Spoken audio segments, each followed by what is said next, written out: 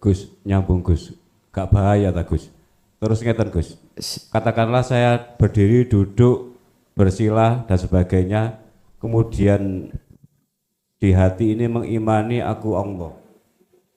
Itu terus, kata itu terus, satu kata itu terus, atau ada satu bahasa atau kata yang enak, enak gitu Gus. Gimana? Amputan Gus. Bismillahirrahmanirrahim. Bismillahirrahmanirrahim. Alhamdulillahirabbil alamin wa bihi nasta'inu ala umurid dunya waddin. Asyhadu an la ilaha illallah wa asyhadu anna Muhammadan abduhu wa rasuluh. Allahumma salli wa sallim wa barik alaihi wa ala alihi wa ashabihi ajma'in. Rabbi shrah li sadri wa yassir li amri wahlul 'uqdatam min lisani yafqahu qawli. Shadaqallahu ladim. Amma ba'd. Hadratul muhtaramin, dumateng para alim, para ulama, asatid wa asatidah, tokoh masyarakat, tokoh agama sewilayah Badan Sidoarjo, tepatnya di Kecamatan Krian. Wabil khusus seluruh warga Perum, Krian, dan Sobibul Korea, Bapak RW, Bapak RT. Wabil khusus daya pengurus Takmir Masjid Al-Hidayah, jamaah yang hadir di majelis wa ghairuhum kulluhum ajmain rahimakumullah. Puji syukur alhamdulillah, pada kesempatan malam hari ini kita masih diberikan Allah anugerah berbentuk perjalankan kita dari rumah masing-masing di sini majelis dalam rangka taklim muta'alim, yang pada malam hari ini kita akan membahas di saat kapan anak dan harta benda itu tak berguna. Di saat kapan anak dan harta benda itu tidak berguna. RFP tokno Alexis Munek gak kena buat 6 kali kono. Ya.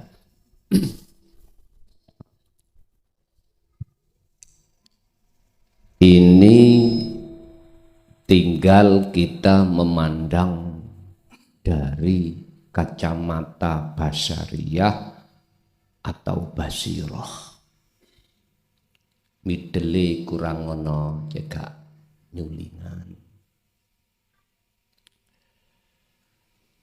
Tergantung kita memandang dari kacamata basyariyah atau basiroh. Kalau kita memandang kacamata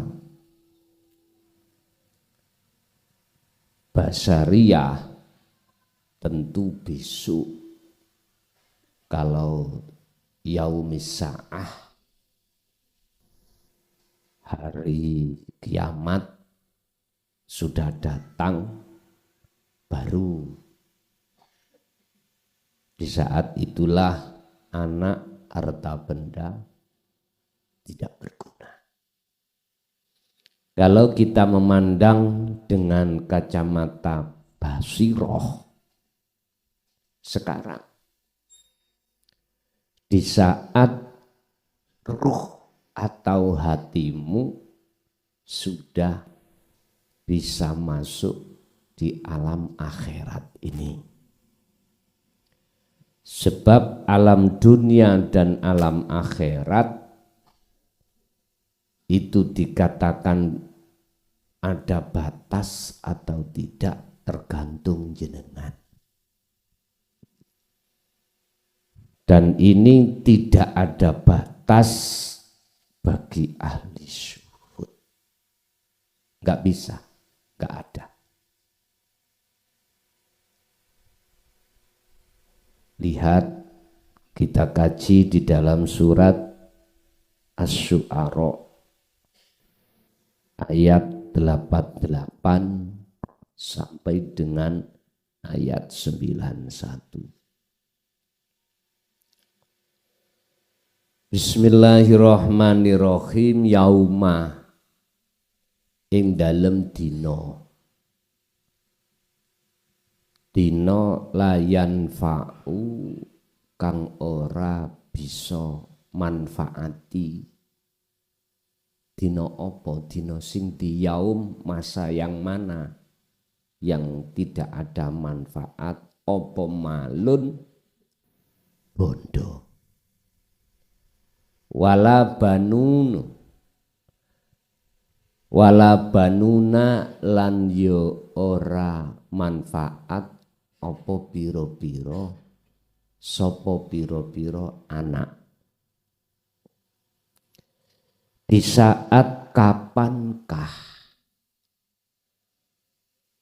bondo, harta benda,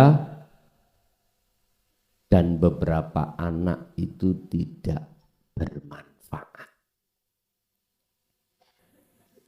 Illa kecuali sing bermanfaat di saat hari itu, yaiku man wong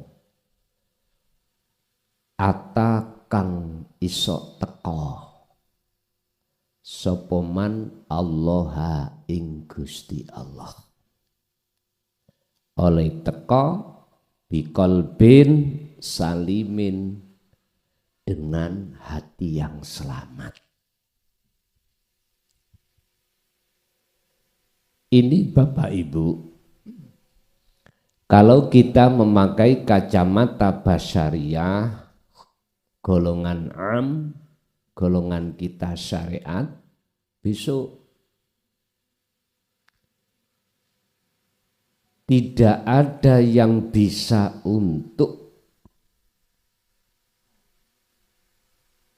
bertemu Allah di saat itu kecuali orang-orang yang hatinya ada akses untuk bertemu Allah. Aksesnya biqalbin salimin, dengan hati yang selamat. Niki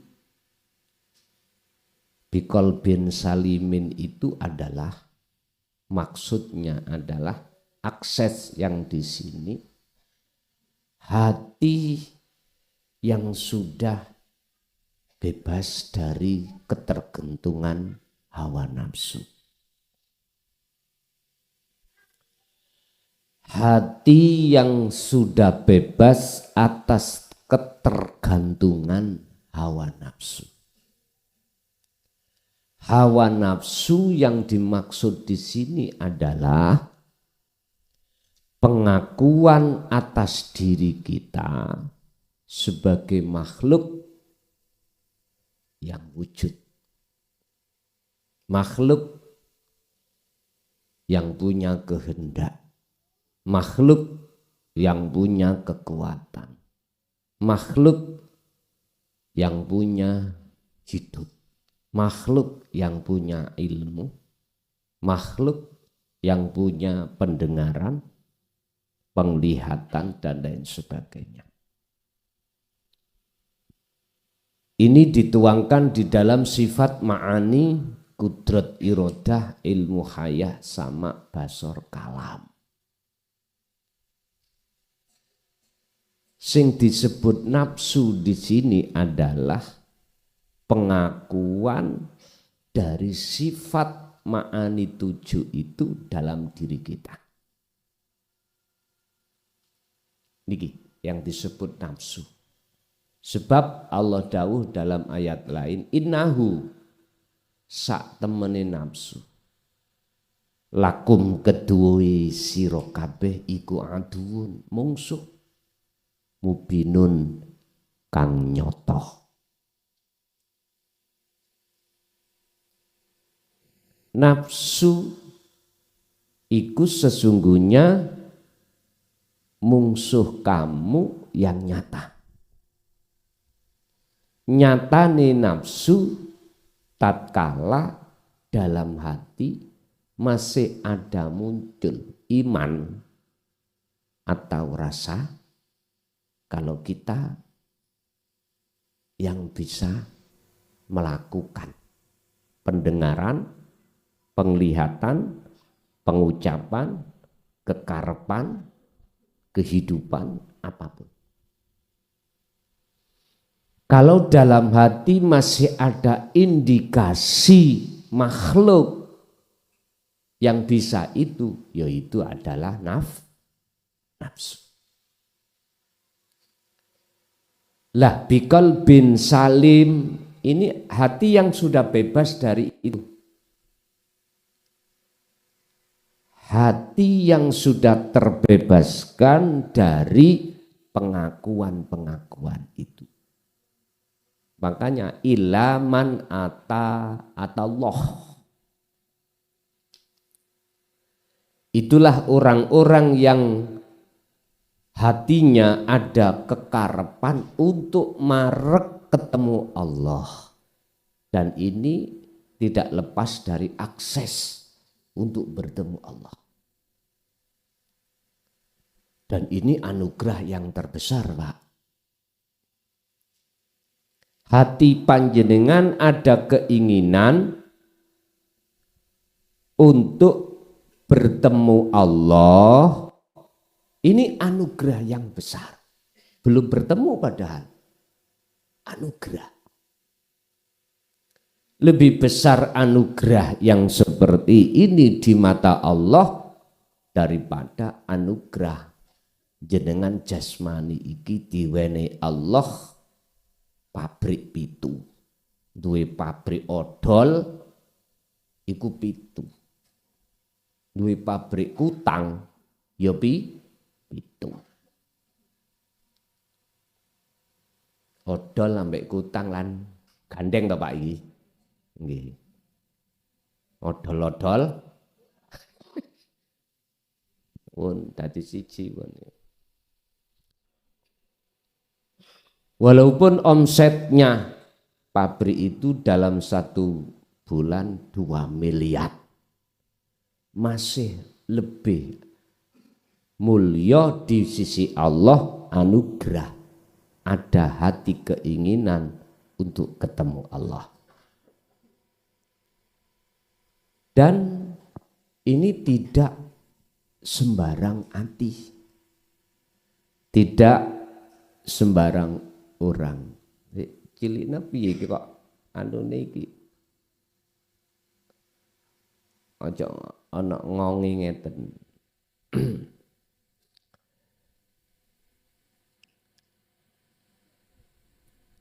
Kok bisa itu dikatakan lebih mulia? Alasan dari mana?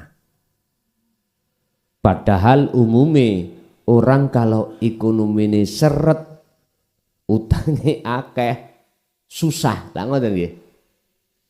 Oh niki omsete sak wulan 2 miliar. Ngeten Pak Bu.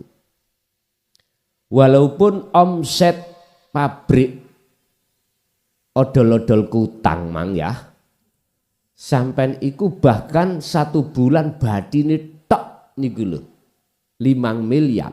Toh jenengan mati sampai beto mboten? Mboten. Ada masanya habis. Letak sinilah mengapa dikatakan lebih mulia. Karena keinginan hati untuk bertemu Allah dan terlaksana, itulah anugerah yang kekal. Anugerah yang kekal. Dan inilah kekasih Allah. Inilah yang pantas di mata Allah disebut sebagai Habib. Tidak dari nasab, keturunan, enggak. Ayatnya kan sudah dijelaskan Allah tentang kekasih Allah atau Qur'ani Habib. Yuhbibkumullah. Apa sebab? Allah mengangkat hatimu, dirimu sebagai kekasih Allah. Apa sebab? Ayat itu sebabnya jenengan fattabi'uni. Ngelaksanakake fattabi'uni. Nderekake ajaran Kanjeng Nabi. Sebab sebelum jenengan kalih kula ayatin derek Kanjeng Nabi, laqad kana lakum fi Rasulillahi uswatun hasanah. Sebelumnya itu Allah katakan in kuntum, berarti kembalinya siapapun, kamu sekalian. Entah jenengan ada nasab dari Kanjeng Nabi atau tidak, sama. Jikalau kau ingin bercinta pada Allah, cintamu ingin diterima Allah, ikuti aku, kata Kanjeng Nabi. Fattabi'uni, ikuti aku. Mana yang harus kita teladani terhadap apa yang telah Rasulullah lakukan? Uswatun hasanah itu liman kana yarjullaha. Nah ini terhadap orang yang hatinya ada keinginan untuk bertemu Allah. Inilah yang diteladankan Kanjeng Nabi. Niki persoalan qalbin salim lho Pak. Ini persoalan ruhaniyah, bukan persoalan jasmaniah. Makanya ada gen itu macam dua. Gen keturunan Kanjeng Nabi secara jasmani, ada gen keturunan Nabi secara ruhani. Kalau secara ruhani berarti sifat, karakter pada diri umat ini. Kanjeng Nabi sudah jelas-jelas memberikan uswah, teladan yang baik adalah terhadap orang-orang yang dirinya ada keinginan bertemu Allah. Dalam kalimah niki, walaupun tidak dijelaskan aksesnya untuk bisa bertemu Allah, secara otomatis piye carane yarjullaha iku betul-betul terjadi pada hati jenengan. Syaratnya harus hati sampean iku terlepas dari belenggunya nafsu. Pun iki syarat. Makanya dalam ayat lain wajahidu fi sabilillah. Maidah Al-Maidah 35. Wajib kita itu wajahidu memerangi sira kabeh terhadap nafsu fi sabilillah, di dalam jalan Allah, di atas jalan Allah. Dan iki kalau tidak yastami'unal qaula, enggak mendengarkan ajaran Rasulullah di jalur dinu tauhid, ya ora paham. Tidak paham. Makanya pentingnya taklim, muta'alim niki ada di sini. Untuk memberikan petunjuk dari sebuah ilmu yang Allah berikan terhadap kita. Faham? Oh begini. Kalau sudah Allah letakkan fadilah atau anugerah, hati sampean bisa menerima ajaran Rasulullah ini, selanjutnya amanu. Secara otomatis kefahaman itu akan menjadikan iman sampean kali kula masuk di dalam pintu keihsanan, babul ihsan, masuk dalam keihsanan iman yang ihsan. Iki masih di pintu. Setelah amanu wa amilus sholihah, ruhaniyah sampean iku berupaya untuk bisa atallah, marek madep moro menghadap pada Allah, karena akses sudah jenengan bawah. Akses teng mriki adalah la ilaha illa anta wa ana. Tauhid la ilaha illa anta. Di dalam la ilaha illa anta akan melahirkan zikir sesuai dengan surah Al-Ahzab ayat 41. Ya ayyuhalladzina amanu dzkurullaha. Sudah ada perintah untuk ingat pada Allah, ditambahi maf'ul mutlaq. Dzikron kelawan sejatine eling. Nek cara pondok niku maknane kelawan sak temene dzikir. Dzikron kelawan sak temene dzikir, kathiron tur kang akeh. Sak temene eling itu adalah kesadaran dalam hati kita bahwasanya yang maujud semuanya adalah Allah. Sifat nafsiyah dalam 20 wajibnya Allah wujud. Terus lagi sifat maknawiyah Allah dalam sifat wajib 20, mulai dari kudrat, iradah sampai kalam 7. Nah, ini sudah terjadi dan terhukumi dalam hati jenengan. Otomatis nafsu itu akan sumeleh. Nafsu itu Allah lepaskan dari diri panjenengan, diri hati sampean.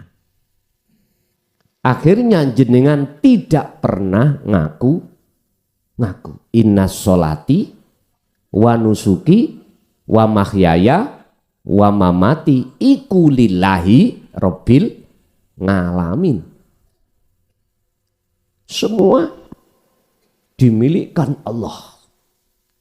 Yang Allah ada di dalam dan di luar diri jenengan. Yang sering kami sebut wujud sejatine Allah batin, yaitu subhanalladzi asra bi'abdih, dat yang maha suci yang memperjalankan hambanya. Orang Jawa mengatakan urip.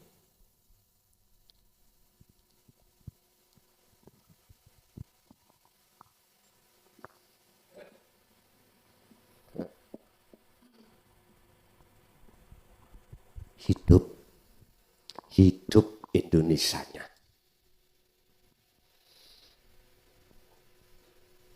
Bukan yang ku maksud hidup sifat hayat, bukan. Mausufnya.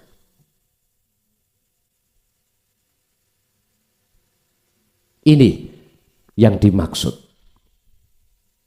Itulah akses yang disebut sejatine dzikir, ingat, adalah kesadaran dalam hati jenengan bahwasanya apa yang muncul dan timbul pada diri jenengan sumbere sangka urip,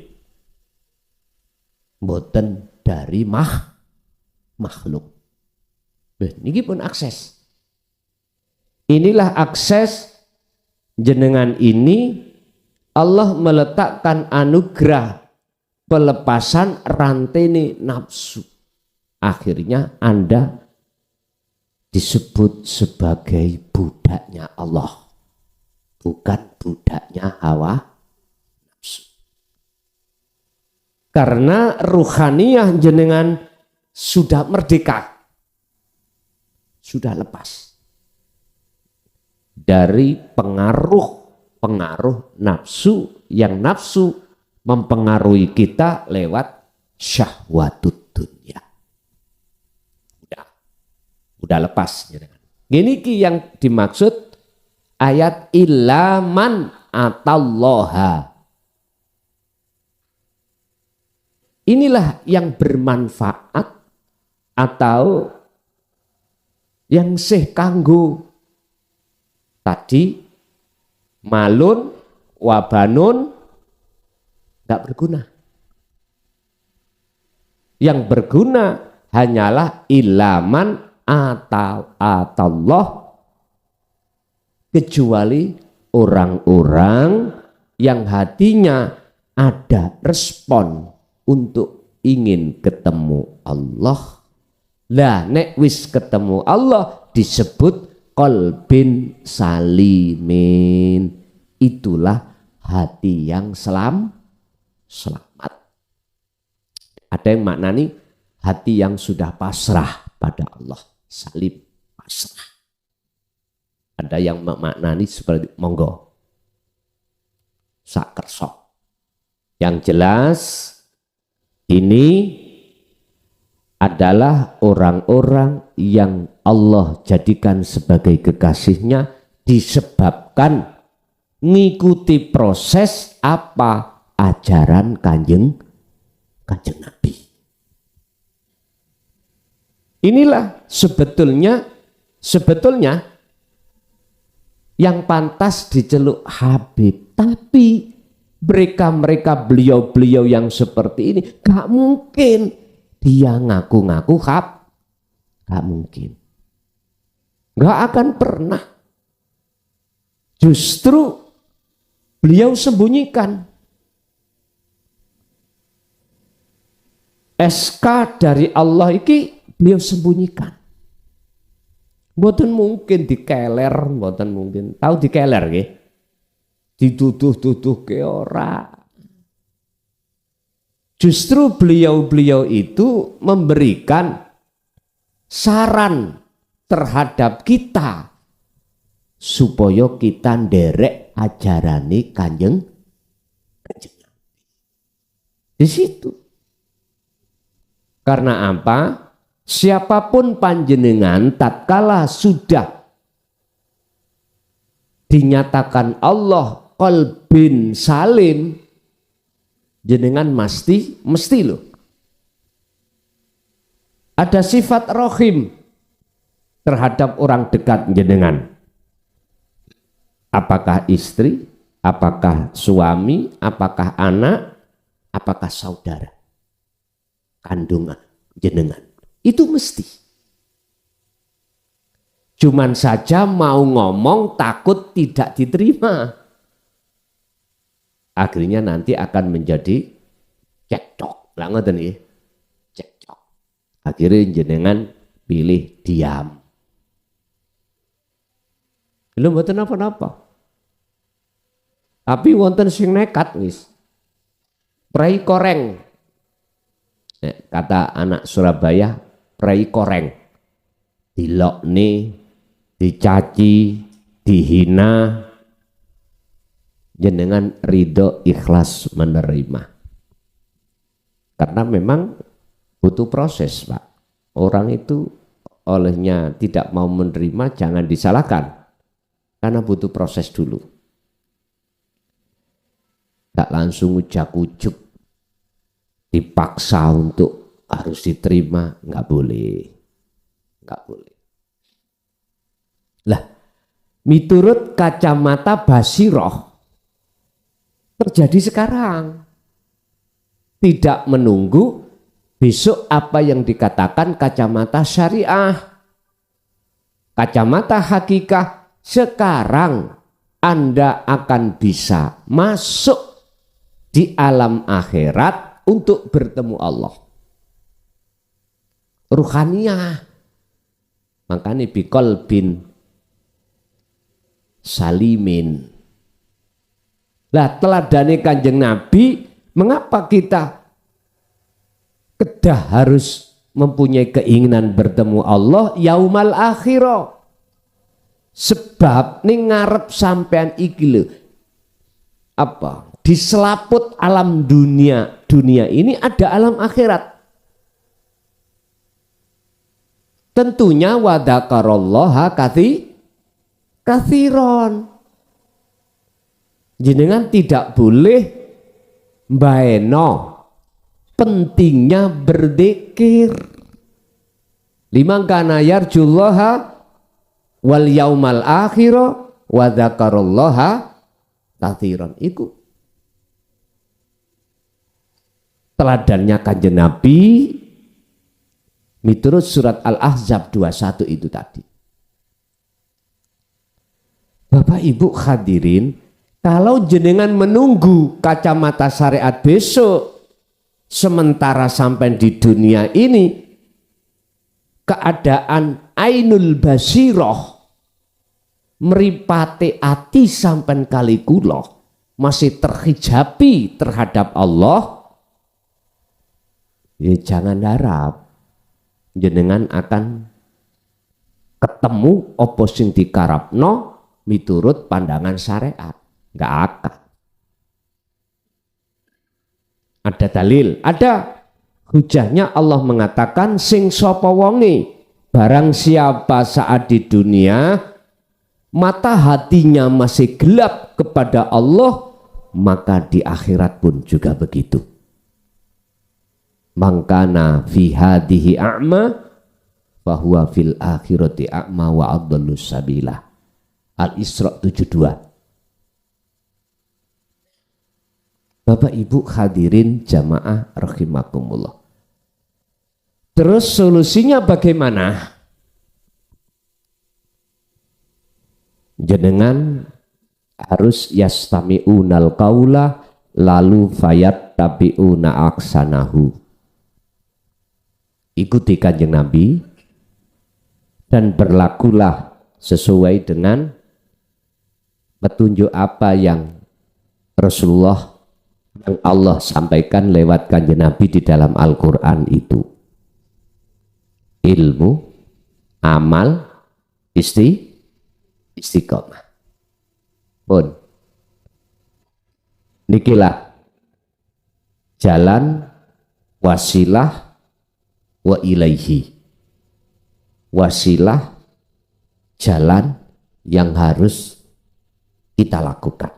Kalau jenengan estu mencari solusinya. Bon. Diteruskan ayat 90. Kalau jenengan posisi hati iku sudah bikol bin salim wa uzlifat lan ngideake sapa Allah, ngideake tentang apa? Al jannatu, rahmat. Al jannatu berarti saya artikan bertemu Allah. Bagi sapa? Lil muttaqin, bagi orang yang memegang tadi ilmu, amal, istiqomah, disebut muttaqin, orang yang bertakwa.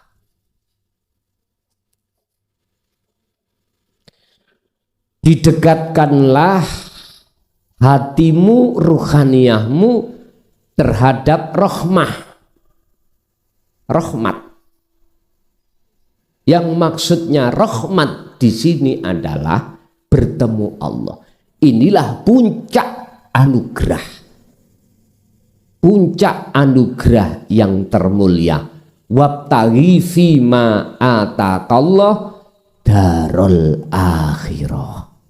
Raihlah apa anugerah yang Allah berikan terhadapmu, berupa apa? Darul akhirah. Pertemuanmu terhadap Allah. Berarti hubungan ruhaniyahmu langsung pada Allah. Wala tansa nasibaka minad dunya. Satu sisi jasmaniyahmu, janganlah kau lupakan bahagiamu di dunia. Artinya Pak Ibu, apa yang ada di dalam hukum syariah jalani semampu panjenengan. Wae kerja. Apa itu? Sesuai dengan aturan yang berlaku. Di sela-sela itu, di situ dah ada alam akhirat, yang alam akhirat ini berarti tidak jauh. Seperti dulu kita mengatakan besok kalau sudah terjadi yaumis sa'ah, hari kiamat. Memang betul. Hari kiamat itu seluruhnya mati tanpa kecuali. Artinya di saat sekarang, jikalau jenengan dikatakan bebas dari belenggunya nafsu, tandane ning ati sampen iku enggak ada pengakuan makhluk iku wujud. Pun idfin wujudaka fi ardil humul. Ibnu Athaillah dalam kitab Hikam, pendemen wujud keakuanmu di dalam bumi sepi. Caranya ya khalwat tadi, zikir sejati ini, zikir tadi. Baru jenengan akan diproses Allah di situ, masuk di dalam alam kefanaan. Nek sudah sampai di sini, gendeng-gendeng hati sampean datang Allah. Akan dilupakan hati sampean terkait masalah wujudin dunia, dilupakan Allah. Urusan akal isih iling apa enggak tentang dunia, iku urusane Allah. Inilah yang ku maksud jadab hati sampean. Bapak Ibu rahimakumullah. Semakin didekatkan Allah di dalam pertemuan setelah proses di alam fana, sampean gak usah takut. Sampean gak usah takut di dalam alam fana itu. Nek sampean takut mundur maneh, kapan lagi? Sering terjadi pada jamaah takut nggak balik. Eling-eling garwane sik nom, anake sik cilik-cilik. Mikir tuh kono. Nyun sewu. Proses kejadian yang seperti ini dalam alam kefanaan itu kadang sulit, kadang boten. Makanya kalau kesempatan itu datang, lekas nginti roai. Sampai kali kula tidak ada rasa takut, manakala hati jenengan tetap membawa akses, yaitu sirul asor di kiri. Aku yakin kalau ini sampai fungsikan terus, boten ada rasa khauf, rasa wedi atau rasa khawatir. Ngintir mawon, barulah mengkene jedok di alam musyahadah, udah wis praibun nggak ada siapa-siapa. Itulah yang kumaksud alam akhirat. Bapak Ibu, waburizat lanten apa dan ketokake apa al jahimu. Nek tadi yang 90 itu adalah al jannah, sekarang yang diperlihatkan al jahimu. Apa al jahimu? Yaitu tempat-tempat penyiksaan ruhaniyah. Ruhaniyah yang bagaimana? Lil ghawin, terhadap orang-orang yang hatinya masih dalam belenggunya hawa nafsu. Berarti al-jahim iki sudah terjadi saat di dunia. Secara pandangan mata batin atau basiroh, al-jahim yang terkenal neraka berarti di dunia ini sudah terjadi. Pundi? Contoh, tadi jenengan kan punya akses sakwulan 5 miliar. Gitu? Oke. Mesti hati sampai ini takut kehilangan 5 miliar. Takut kehilangan titel kaya. Takut melarat. Sehingga orang yang seperti ini semakin kaya tidak semakin loman tapi semakin pelit. Karyawane njaluk undak-undakan ae. Wis diewangi demo. Apa tadi?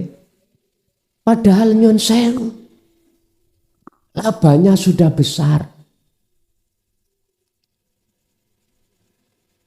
Sehingga jikalau karyawan mogok 1 hari saja, saya melihat keterangan ruginya berapa miliar pabrik lah, ngoten nggih. Merasa rugi.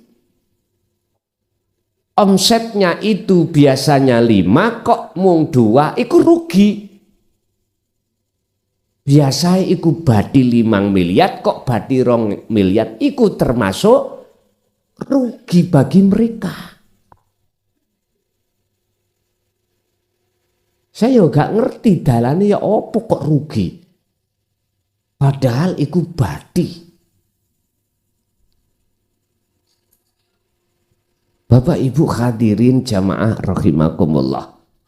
Kecuali mereka-mereka itu walaupun secara fisik dohir Allah letakkan sebagai orang yang kaya, tapi hatinya sudah membawa anugerah. Bertemu Allah beda lagi. Beda. Makanya orang itu hatinya akan semakin selamat manakala mau meneruskan atallah. Keinginan bertemu Allah itu diterusno. Diterusaken.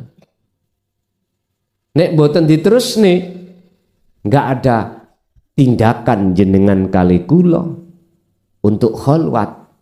Nggih, iku nggih lari di tempat, akhirnya menjadi golongan ahli tahqiq.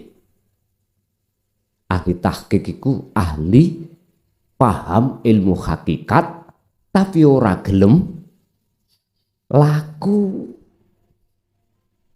Itu laksana saya punya mobil tidak bisa nyetir, tak lus-lus tok. Ini ngomah tak lus-lus saya bani. Ora gelem, saya nggak mau belajar nyetir. Boten kula manfaatkan untuk berangkat entah kemana. Ini ngomah tak kurungi terus. Benesuk tak lus-lus, sore yang ngono. tak leboni, tak tutup, tak leboni, tak tutup. Mana manfaatnya? Enggak ada. Sama. Makanya di dalam Al-Quran, jikalau kau sudah iman, lanjutkan wa amilus sholihah. Ingat, wal asri innal insana lafi khusrin illal ladina amanu wa amilus sholihah. Demi masa aku bersumpah, kata Allah, innal insana sak temene akeh manungso iku lafi khusrin, jatuh di dalam kerugian yang besar. Apa? Waktu demi waktu, pagi sampai malam, sampai pagi malam, hati selalu melalaikan Allah. Ini illa kecuali yang enggak rugi siapa? Amanu wa amilus sholihah. Dia percaya nafas keluar masuknya itu Allah yang berperan, yang berkuasa. Mata melihat, Allah yang berkuasa. Telinga mendengar, Allah yang berkuasa. Mulut bicara, Allah yang berkuasa. Apapun gerakan dalam diri dan di luar diri, hanyalah Allah yang berkuasa. Iman itu sudah jalan di situ. Bentuk wa amilus sholihah adalah ada kesadaran. Allahu khalaqakum wa ma ta'malun. Wa qala aidan fauqa ibadihi. Allah yang berkuasa dalam diri makhluk apapun. Allah yang mana? Katanya Allah dekat. Ya urip iku. Allah wujude batin ya iki yang kami sebut hidup. Allah wujude dohir ainul basyariyah makhluk kabeh kuwi. Nanti jenengan nek wis tekan kono untuk menyatakan bahwasanya Allah itu hakul mubin, la ilaha illallah al malikul hakul mubin. Anda wajib untuk bertemu wujud Allah batin dulu. Caranya akses dzikir la ilaha illa anta, fungsinya jenengan kumandangkan setiap saat dan waktu. Itulah yang dimaksud amanu wa amilus sholihah. Kalau sudah betul-betul disebut sebagai amal arif, orang yang makrifat nyoto wujud batin Allah, maka Allah sendiri nanti akan menyatakan wujud dohire Allah. Huwal awwalu wal akhiru wadz-dzahiru wal batin. Wis mandek pun. Mandek. Wis ora kena diomong.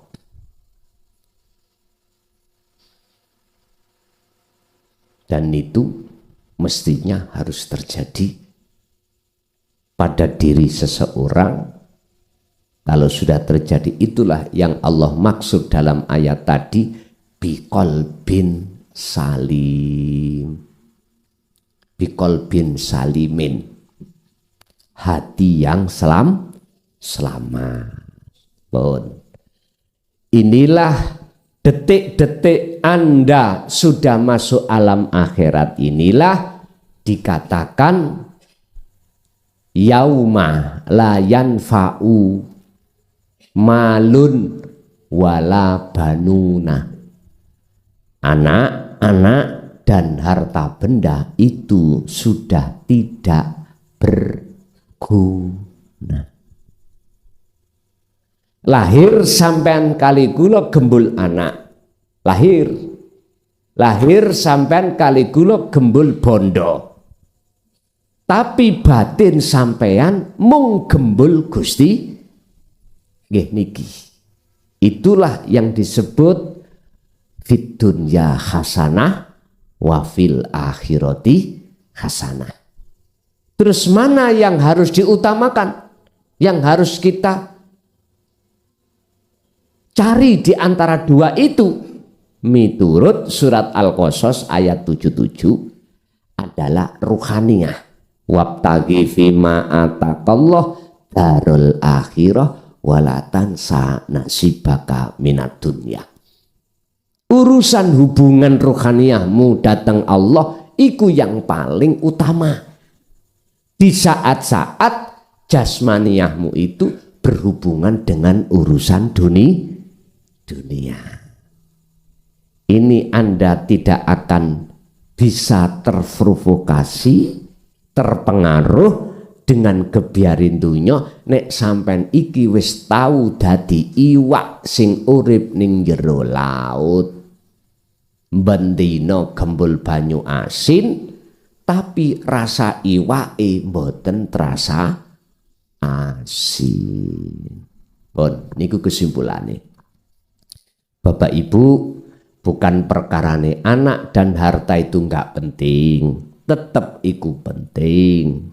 Tapi sebatas lahiriah aja. Yang lebih jenengan utamakan adalah ruhaniyah sampean berhubungan dengan Allah, baik di dalam bondo atau di dalam anak, sebab di situ juga ada Allah. Oke, monggo menawi ada yang perlu ditanyakan kami persilakan. Assalamualaikum warahmatullahi wabarakatuh. Ngapunten Gus, kula badhe tanglet perihal mimpi Gus. Semenjak sak mantune baiatan haroma dulu Gus, saya bermimpi 2 kali. Mimpi pertama itu saya bertemu dengan Allah yang wujud dohirnya Gus Muklason sendiri. Itu saya bermimpi diajak Gus Son itu menggelar tikar itu apa, kambal kayak warna hijau itu di musola. Pertama itu di musola karpetnya itu 3 macam, tapi yang itu warna hijau itu. Terus saya disuruh megangi sama Gus. Itu Gus itu kan disuruh megangi mau digunting sama Gus, itu diratakan gitu loh ukurannya. Terus waktu saya megang itu disuruh Gus itu ngambilkan air putih. Sama gelas itu saya ambilkan gelas 3, sama air putihnya di teko itu disuruh Gus kasihkan itu sama gelas itu 1 saya isi itu, yang 1, yang 2 enggak saya isi, cuma 1. Itu yang mimpi yang pertama. Mimpi yang kedua itu Gus itu juga mengajak saya itu yang beber klose kambal itu loh yang warna hijau juga, tapi di masjid waktu itu. Di masjid itu tapi Gus itu bantu saya beber karpet itu, alasannya itu supaya Gus itu tidak jadi imam gitu Gus, tidak jadi imam waktu sholat berjamaah itu. Itu saya disuruh pegangi, terus ya mau disuruh beber itu sama Gus itu yang mimpi yang kedua. Nah, terus ketiganya itu istri saya yang mimpinya itu gini, katanya didatangi teman saya, "Ning, ya emak dikongkon nanggone pondok Gus ngoten." Nah, terus kula niku mriko Gus, mriko mantuk ditangleti bojo kula, "Ana apa Mas?" ngono. "Gak dikei Gus iku amalan dikir karo salat bengi ngoten Gus." Nah, mimpi ini ngoten niku terus pundi secara mutasabihatin niku terus pundi Gus? Sabun Niku lajeng sing keempat niku tanglet masalah setelah baiatan, ibaratnya itu kan dikasih gaman ibaratnya. Lah itu cara bagaimana penggunaannya itu kan belum tahu Gus gitu loh. Nah itu gimana Gus? Tolong dijelaskan, terima kasih. Wassalamualaikum warahmatullahi wabarakatuh. Waalaikumsalam warahmatullahi wabarakatuh. Tak ringkes, semua mimpi itu jenengan dikongkon dandani hukum syariat di tengah-tengah hukum hakikat di tengah-tengah hukum syariat. Pun inti dewa berikut. Boten tak preteli kambal itu artinya apa? Masjid itu apa? Boten. Jadi seluruhnya tadi sampean benahi hukum hakikat iku di tengah-tengah ibadah murni atau tidak murni. Barulah jenenganku ngerti apa gunane gaman ini. Ini tidak jauh berbeda dengan ayat yang kita bahas. Untuk mencapai bikol bin salim ada di situ. Gaman niki kan senjata toh Pak, kan mesti ono gunane. Apa tujuane? Untuk melawan nafsu di dalam diri jenengan. Wadhkur isma rabbika bukrata wa asila wa minal laili fasjud lahu fasabbihhu bukrata wa asila. Pagi Muhammad sampai sore, malam pun juga begitu. Hatimu tetap gawen eling menyang Gusti Allah. Ngoten. Tetap gawen eling nang Gusti Allah. Sehingga tadi di depan saya katakan, temuilah Allah di dalam ketika ibadah murni atau tidak murni, ibadah mahdhuf atau ghairu mahdhuf, tetap jenengan dikengken disuruh untuk membenahi mekaten. Kula mboten menuduh jenengan ibadah sing murni kocar kacir, ndak lo ya, ndak, cuman miturut gambaran iku maqasidul a'dhamnya, maksud sebenarnya adalah benailah ibadah murni dan tidak murni dan bertemulah Allah di situ mekaten. Izin Gus. Assalamualaikum warahmatullahi wabarakatuh.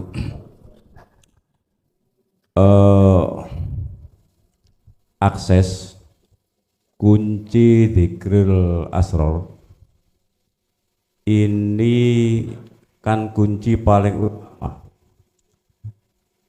Apakah bisa berdampak positif langsung ke anak ataupun istri? Karena pada sifatnya anak, istri, harta itu kita klikkan bahwa itu sepenuhnya berhubungan dengan hawa nafsu. Mau saya gini Gus, anak, istri atau suami nggak usah kita kasih tahu soal kunci atau akses ini. Tapi ketika kita melakukan itu, apakah kemudian dengan sendirinya Allah itu menuntun keluarga kita untuk apa ya? Untuk ya menghilangkan akhirnya kenyamanan di keluarga. Itu yang pertama. Yang kedua, saya pernah komunikasi dengan guru Thoriko ketika ngomong hakikat dan ma'rif dan syariat. Saya itu ditegur keras. Syariat itu ngomong yang utama. Atas dasar apa Gus? Karena Rasulullah ketika mendapatkan perintah sholat 5 waktu, ketika bertemu dengan Gusti Allah itu pada posisi syariat. Oke, hari ini saya tahu, makanya dengan 3 deriji Rasulullah itu sudah bisa ketemu. Hari ini mungkin saya baru tahu karena sudah masuk di dan menjadi murid Gus Mukhlason. Apakah itu benar? Yang ketiga,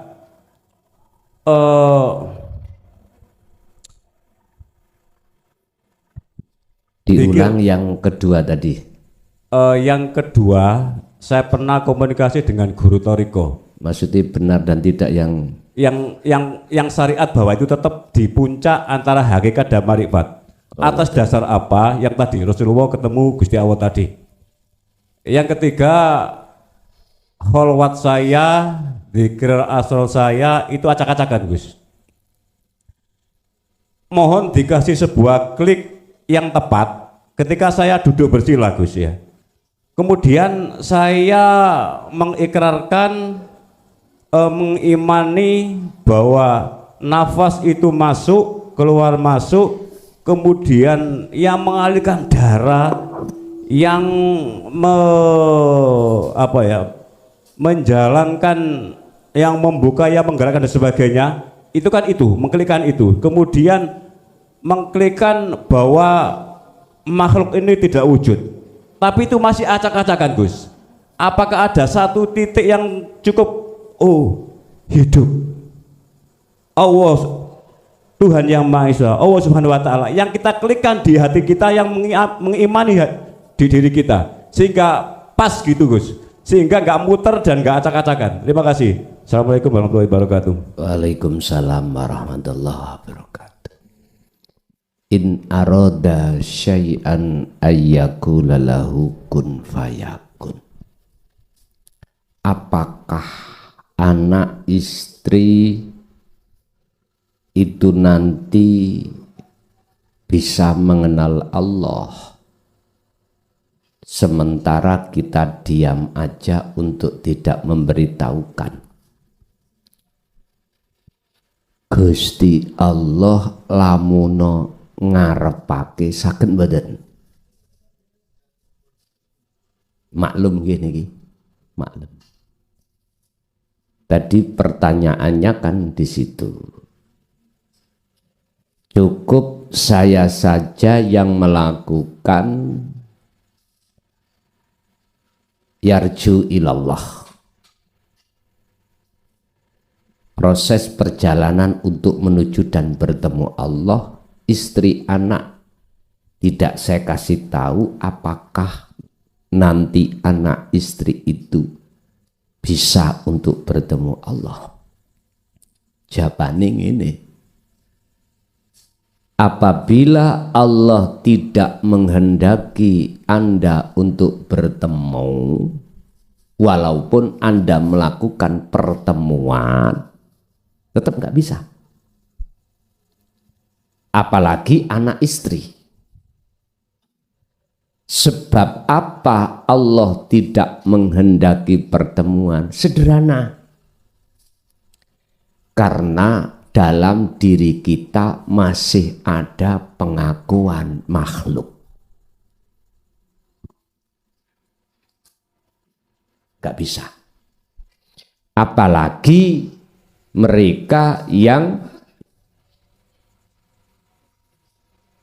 tidak ada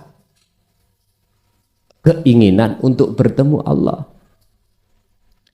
Yang sudah ada pertemuan terhadap Allah, nggak ketemu-ketemu aja, Allah belum mengendaki, nggak bisa. Sebab apa?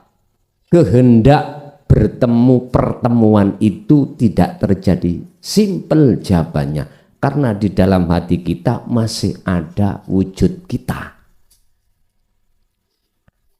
Ada don penemu prasangka iman, kalau selain daripadanya itu ada.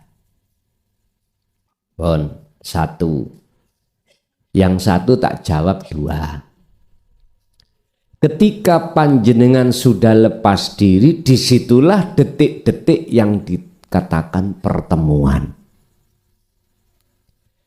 Walaupun anak istri tidak kita kasih tahu, apabila Allah menghendaki bisa bertemu, ya bisa. Dengan cara Allah. olehnya memberitahukan langsung Allah terhadap anak istri bisa.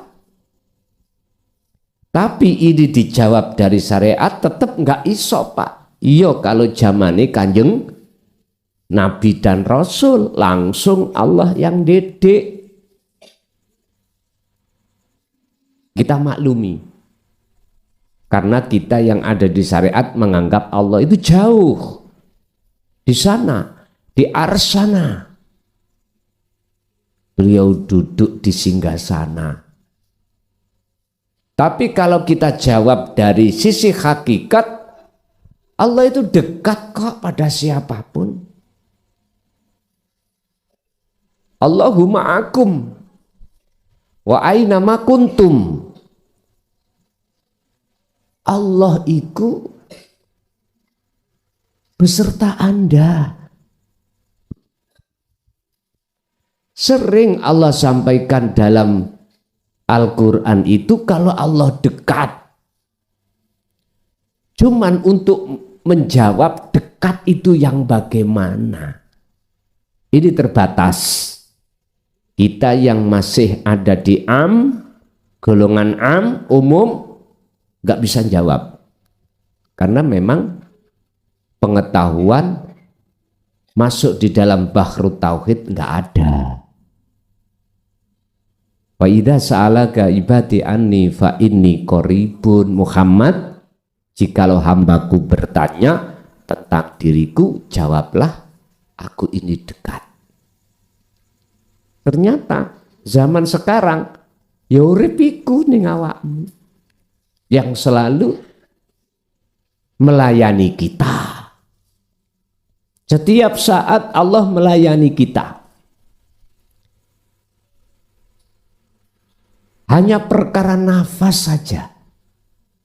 Kalau Allah tidak memasukkan, mengeluarkan, ora iso. La haula wala quwata illa billah. Letaknya ada di situ. Berarti jawabannya bisa Pak, walaupun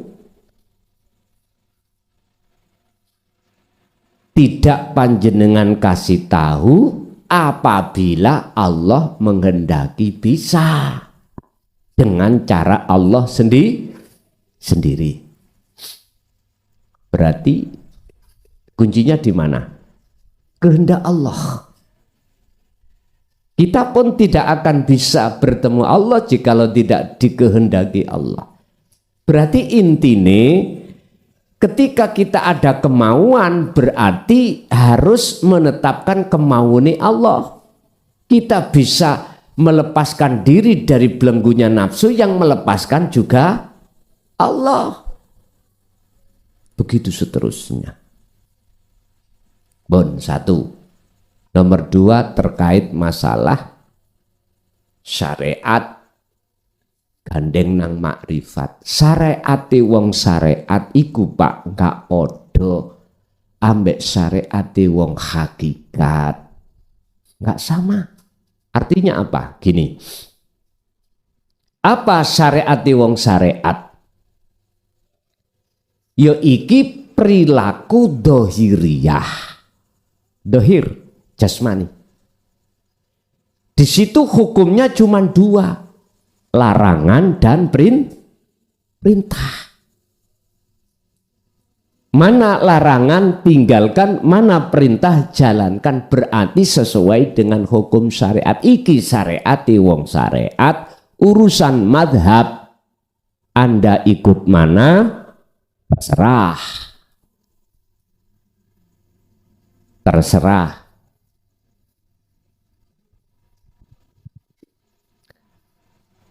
Ada yang bermadzhab ini, bermadzhab itu, ya udah urusan piyambak-piyambak. Wes, sekarang kita bicara syariate wong hakikat. Nyun sewu. Syariate wong syariat iku contoh, tak kasih contoh. Salat pundi syariate? Ilmu. Ilmu untuk sahnya sholat bagaimana? Harus dipahami. Iku syariate wong syariat. Berarti harus tahu syarat sahnya sholat, rukun sahnya sholat. Karena ini jasmani. Oke, itu contoh mawon. Lah, nama sholat itu adalah sebetulnya thoriqah, jalan. Wabtahu ilaihil wasilah, raihlah jalan wasilah untuk kau bisa mendekat wa ilaihi, mendekat dan bertemu Allah. Diberikanlah wasilah thoriqah sholat. Berarti nama sholat sebetulnya itu bisa dikatakan thoriqah. Saya nggak bicara thoriqah yang mutabaroh di luar. Lah terus pertanyaannya, thoriqah sholat itu bisakah syariatmu mencapai target? Apa target syariat itu? Sahnya sholat. Sehingga di dalam hukum syariat itu apabila syarat rukune itu sudah memenuhi, maka sah insya Allah.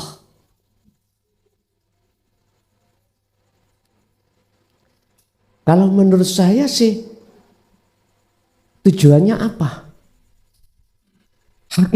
Hakikat tujuan. Tujuan kau salat apa? Ya nyembah Allah. Oke. Kalau nyembah Allah, bertemu siapa kau waktu salat? Wes iki jawabannya macam-macam.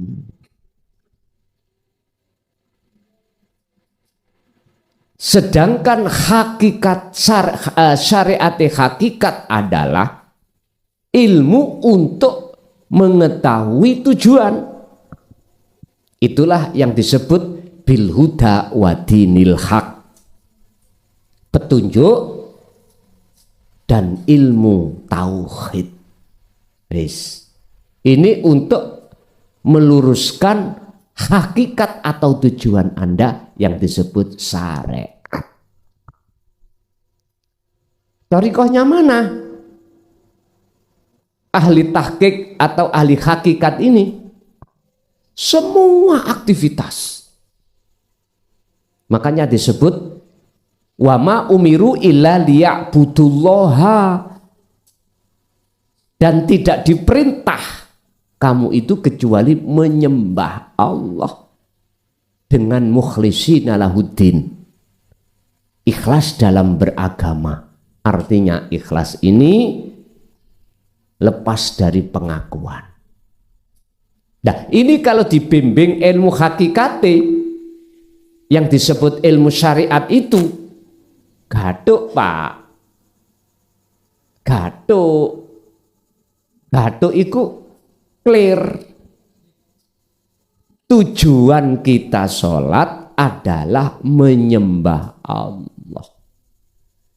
Disebut menyembah yang benar harus bertemu dan tahu siapa yang disembah.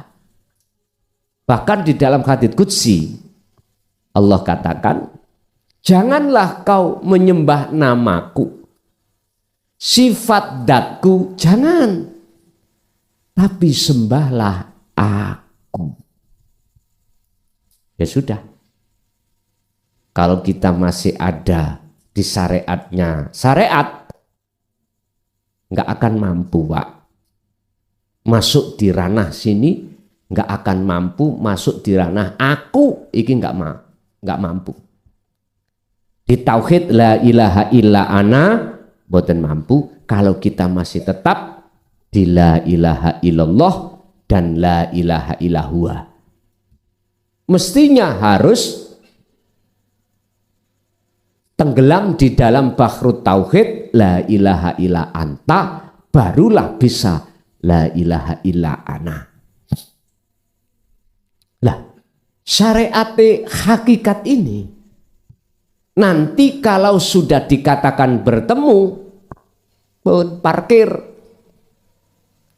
Ilmu hakikat ini jikalau ruhaniyah Anda betul-betul dikatakan bertemu Allah, maka ini gak kanggu parkir.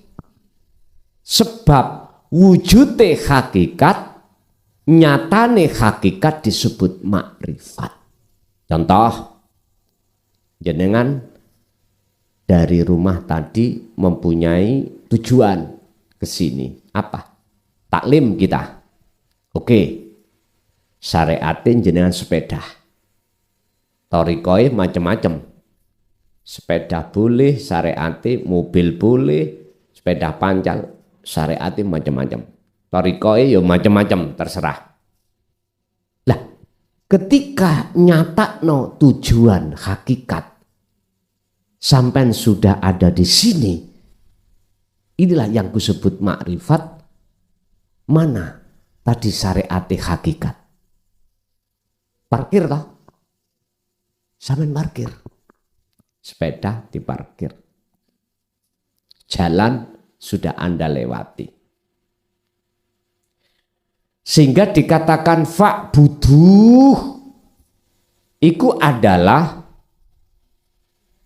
ini wajah tu wajia, tangkepe roh menyang Gusti Allah yaiku urip. Madepe wajah roh sampean yang disebut imanul haq atau ihsan ikut terhadap gesang urip ini. Akhirnya ketemulah sejatine aku Allah iku kang gawe. Gak ada lainnya sudah. Nah, kalau yang ditanyakan betul enggak syariat iku selalu gegawan? Jawabanku ya nok loro. Tidak, artinya tidak kita parkir mboten gembul. Artinya iya, dikongen ngenteni kok nek digawe mulai. Tinggal pertanyaannya jenengan ada di sini terus atau ndak, terserah. Kalau di sini terus, wis mboten kanggo. Sepeda, mobil, wis gak kanggo. Wong sampean gak mantuk sampai kapanpun sampean ada di sini. Orang-orang itu Pak, kalau sudah melakukan kholwat dan bertemu Allah, sesungguhnya semuanya gak ingin untuk mau dikembalikan lagi ke dunia. Gak mau. Sampai detik iki Nabi Idris ragelem. Ragelem. Bahasane si ono surga. Gitu ya. Nyun sewu. Tapi berhubung Allah ada maksud sifat papat tablek sidik fatonah amanah sampai diletakkan. Ditokno maneh. Wis metuwa gawanen iki ya sampai nonang umat Muhammad supaya umat iku iso mrene. Makane iku bahasa syariat Kanjeng Nabi apa kok di Isra Mi'rajkan. Nggawa oleh-oleh salat supaya salat iku bisa kau jadikan sebagai munajat dalanmu ketemu Allah. Niki kalau tidak disertai syariat hakikat, bahasa sistem mohal. Tapi kalau dikembalikan Allah, nah ini Gusti Allah ngersake bisa kate lapo. Walaupun cara sistem akal tidak sama alias keluar dari sistem. Bahasa Gusti Allah kuwi gawe wong wedok meteng tanpa bojo ya iso. Lah ngoten nggih. Itu kan di luar akal, di luar sistem. Saged. Sebab sifate urip, sifate Allah iku ala kulli syai'in qadir. Oh. Jadi pertanyaannya betul atau tidak syariat itu ketika orang berhakikat itu masih jadi satu. Jawab saya, ya seperti ikan hidup di lautan. Gembul tapi pisah. Atau bisa dikatakan apa ya? Gembul tapi ora iso campur. Di sini. Dohire memang ning dunya. Tapi ruhaniyah tetap dimusyahadah di akhirat. Karepe sedaya menungso, semua manusia kalau sudah Allah tarik di musyahadah mau kembali.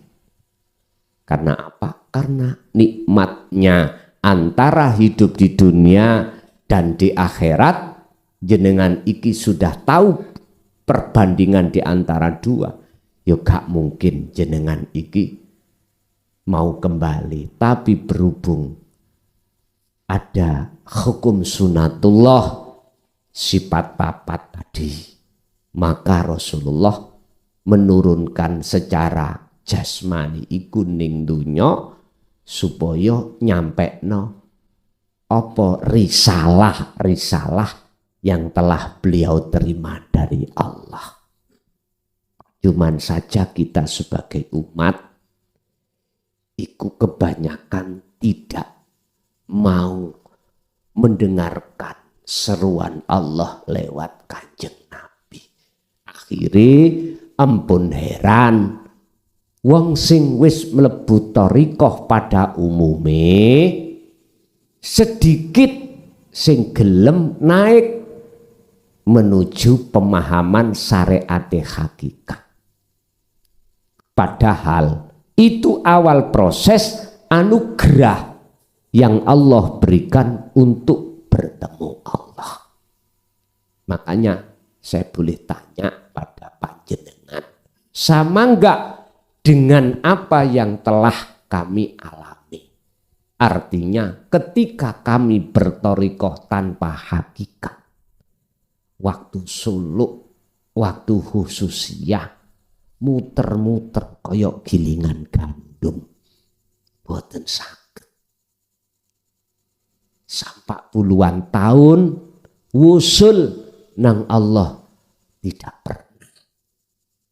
Sing wusul menyanggoibe makhluk di dalam alam malakut, alam jabarut, alam lahut. Akhirnya mudun-mudun dadi dukun. Oke. Allah kasih karomah jenengan. Sehingga melakukan sesuatu yang di luar akal. Miturut medis harus gini. Kalau tidak gini nggak bisa. Tapi miturut jenengan kurang sakti yok nopo Kiai Barseso, nggih karomai koyok ngono, nggih nyun sewu. Makane ada orang yang ngaku-ngaku Habib diduduno karomah. Halah, kita umat manusia tidak akan pernah kepencut manakala jenengan iki sudah mengerti syariatnya hakikat. Dan hakikatnya hakikat, baru jenengan nggak akan pernah tertipu. Nggak akan pernah tertipu. Genyon sewu. Ada seseorang ceramah. Orang ceramah. Waktu leren Kita yang tidak mengenal tauhid mesti takjub. Nggih mboten? Wah, percaya sampean. Oh iku wali. Lah ngoten to? Ndasmu. Bukan. Wali niku kekasih Allah, tidak jauh berbeda dengan Habib. Gak jauh berbeda. Intinya kekasih Allah. Ala inna auliya Allah. Titel aulia kekasih Allah itu alladzina amanu wattaqau syarate. Surat Yunus 62 63. Tadi Habib Ali Imran 31. Sama artinya kekasih Allah. Kalau surat Ali Imran syaratnya jenengan kudu mengikuti bi.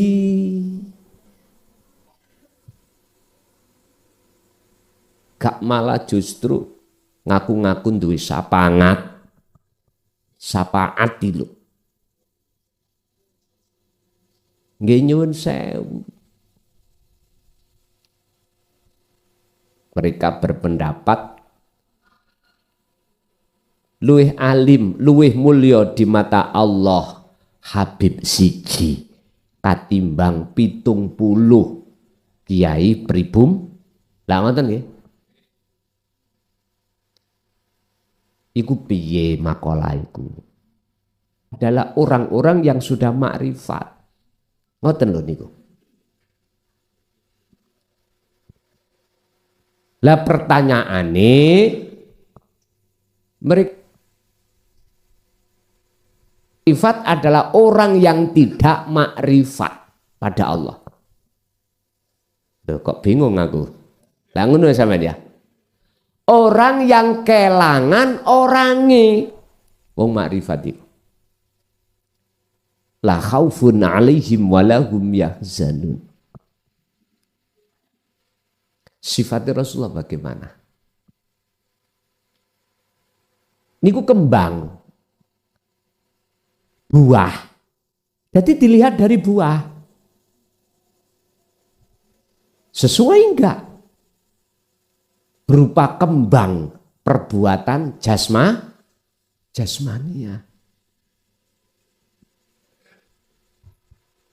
Gak cocok belas. Inilah zaman di mana Rasulullah pernah bersabda besok iku yo banyak tapi jenengan ada menemukan zaman di mana orang-orang hakikate iku di mata Allah rusak tapi dibungkus dengan syariat api, banyak umatku yang tertipu. Loh, di situ loh. Rusak wong Islam, teko wong Islam sendiri. Jadi zaman keemasannya nggak ada.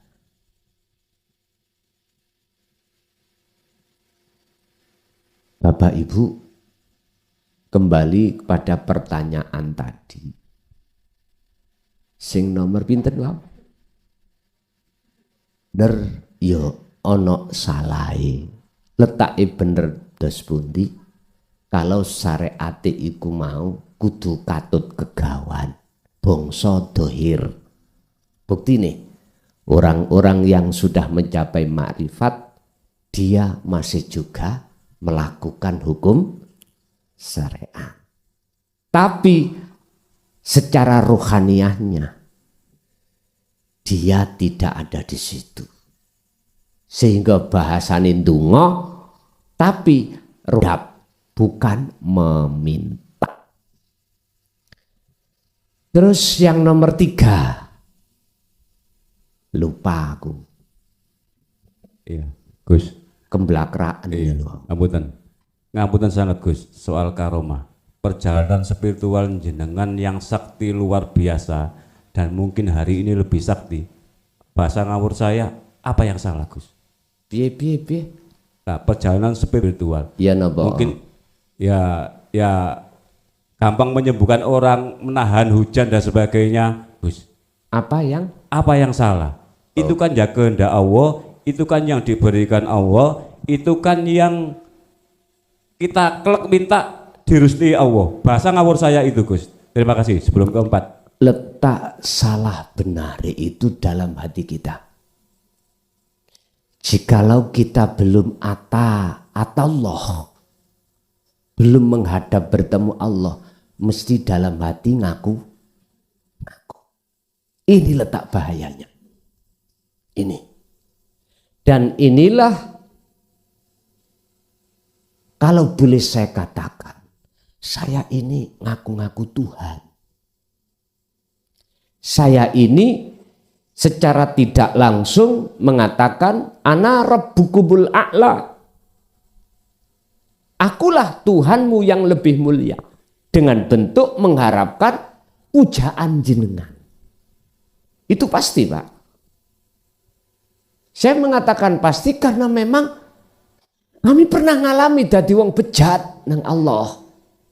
Inilah yang bermaksud orang yang dolim seperti saya tadi.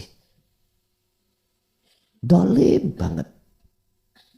Tapi pandangan manusia lain enggak toh? Enggak.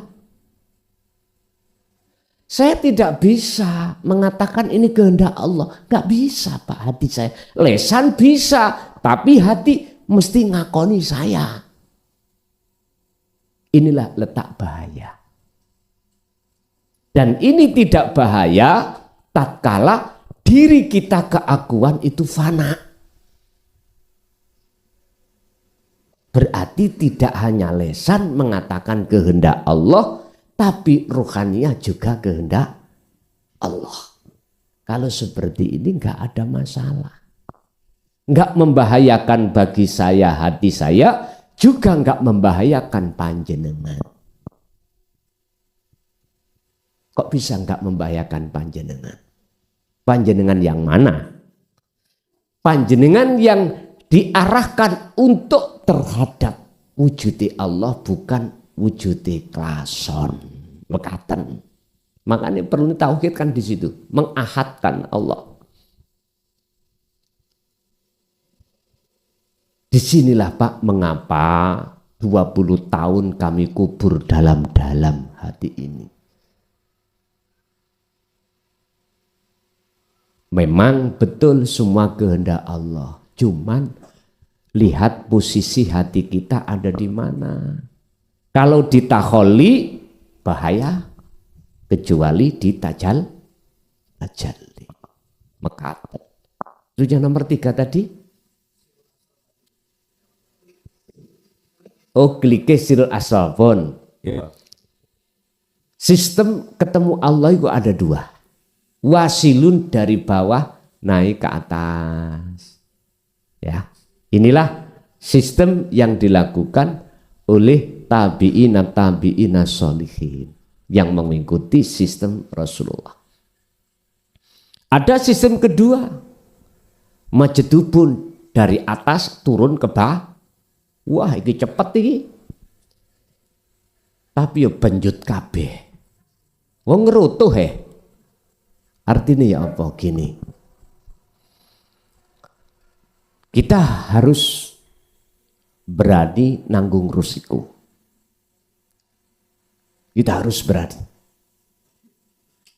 Kalau sistem wasilun itu jenengan taat dengan hukum syariat secara fisik dan mengadakan rohaniah pertemuan Allah dalam hukum syariat ibadah murni dan tidak murni. Kalau hukum majedubun nomor loro ngerutuh tekan dukur menisor, wis gak ngereken hukum-hukum syariat.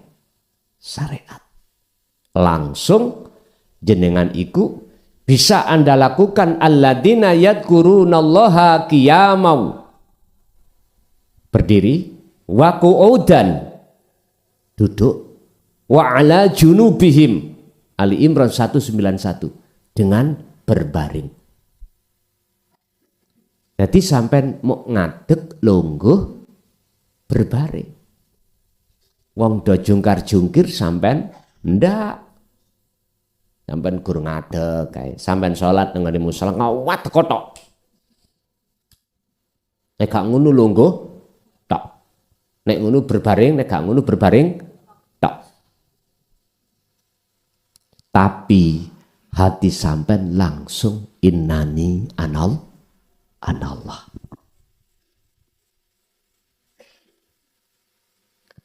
Kados ngeten. Ning ruangan ini menghilangkan gelap dulu ataukah mendatangkan cahaya dulu? Tinggal sistem sampean dos pundi.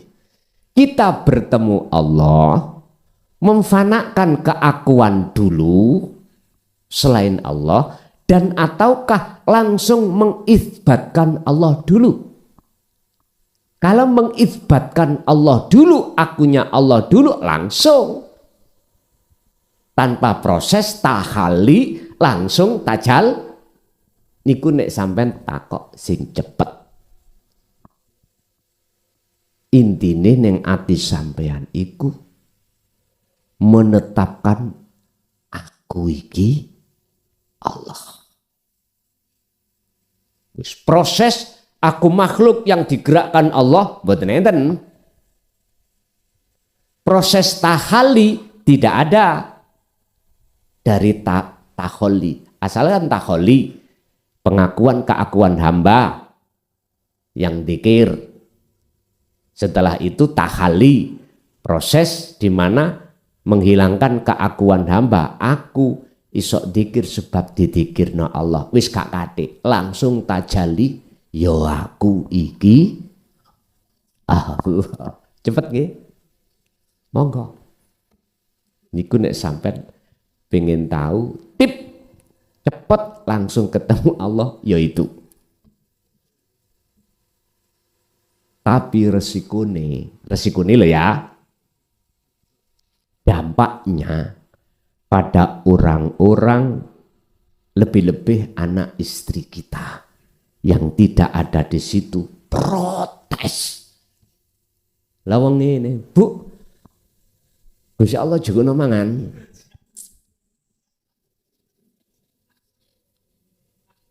Munting toh? Langsung toh, penak. Ya sekali-kali bosak wulan dijajal kuno, engkau piye, lah ngaten lah. Aku yakin istri atau anak kita yang belum mencapai di situ bingung dari segi ilmu loh, belum laku ilmu aja, is jelas bingung Pak. Sebetulnya itu biar tidak berdampak. Nah ini pun langsung sampai tetap no selama-lamanya dalam hati sampai langsung aku Allah. Gak usah dikeluarkan.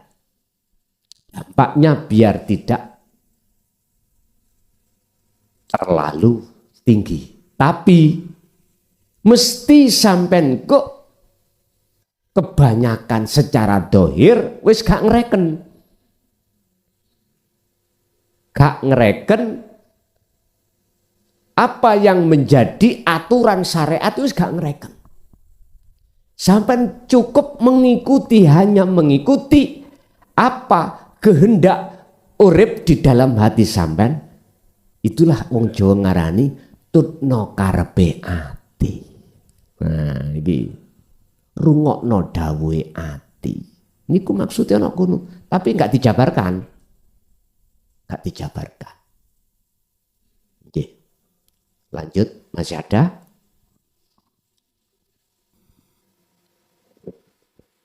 Gus, nyambung Gus. Gak bahaya tak Gus? Terus ngeten Gus. Katakanlah saya berdiri, duduk, bersila dan sebagainya, kemudian di hati ini mengimani aku Allah. Itu terus, kata itu terus, satu kata itu terus, atau ada satu bahasa atau kata yang enak gitu Gus. Gimana? Ngapunten Gus. Sampai ngomong bahaya. Tapi tadi nyuwun carane. Nyun sewu Pak ya. Belajarlah untuk menjalankan apa yang sudah ditanyakan. Jangan bertanya. Sementara Allah sudah kasih jawaban, Anda biarkan. Tadi saya katakan, kan bahaya. Lah sudah maklum toh. Jadi tolong sekali lagi pada panjenengan kali kula, ketika belum paham tanya, kalau sudah Allah kasih jawaban jangan abaikan. Estu, eman.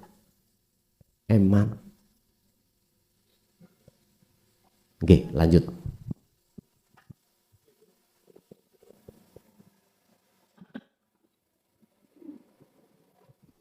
Nek boten wonten tak tambahi didik engkas. Dicoba mawon. Ya. Aku yakin gak bahaya kanggo jenengan. Tapi bahaya kanggo orang mboten napa-napa. Estu mboten napa-napa. Sampai harus gak mikir orang lain, pendapat orang lain. Justru nanti jenengan tambah nyaman. Estu. Eman, wis tak jawab. Wis sampean jajal lambuh iku mau 7 dina. Bu ya apa? Dicoba mawon. Maneman ya.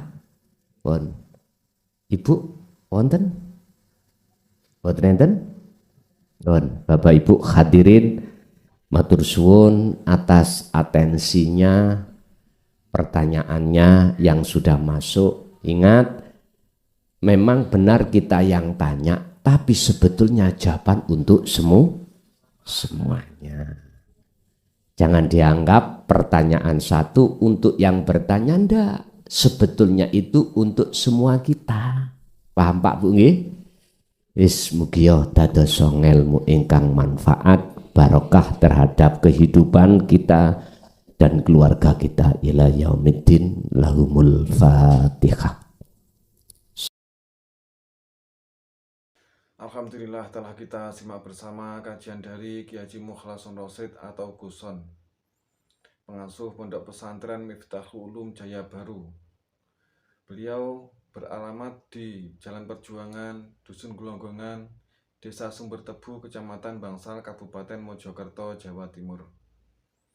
Beliau adalah gambaran ulama muda yang mampu menjembatani nilai-nilai Islam tradisional dengan pendekatan modern. Beliau menekankan pendidikan holistik yang fokus pada ilmu tauhid dan tasawuf. Beliau juga menekankan pentingnya belajar Islam secara mendalam, tidak hanya aspek lahiriah tetapi juga batiniah. Semoga kajian-kajian dari beliau bisa kita ambil hikmah dan manfaat, sehingga membawa keberkahan di dalam hidup kita di dunia dan akhirat. Akhirul kalam, wassalamualaikum warahmatullahi wabarakatuh.